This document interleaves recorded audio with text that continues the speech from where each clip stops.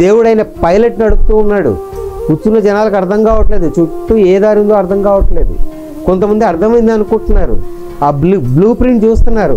So ఇల్లు ఇలా కడతాడు దేవుడు, ఇల్లు ఇలా కడతాడు దేవుడు అనుకుంటున్నారు. కానీ వారు ఎవ్వరూ ఊహించని రూపంలో ఒక అందమైన భవంతిని దేవుడు నిర్మించబోతున్నాడు. సమస్త మానవ అబ్రహాముకు 2 రకాల సంతానాలు అక్కడ చెప్పారు. ఇస్సాకుకు ఆకాశ నక్షత్రాలని అన్నాడు. యాకోబుతో ఏమంటూ ఉన్నాడు, నీ సంతానం ఎలా ఉంటుందట, సముద్ర తీరమందలి ఇసుక రేణువులవలే. సో ఇస్సాకు సంతానము ఆకాశ నక్షత్రాలు అయితే, యాకోబు సంతానము సముద్ర తీరమందలి ఇసుక రేణువులు.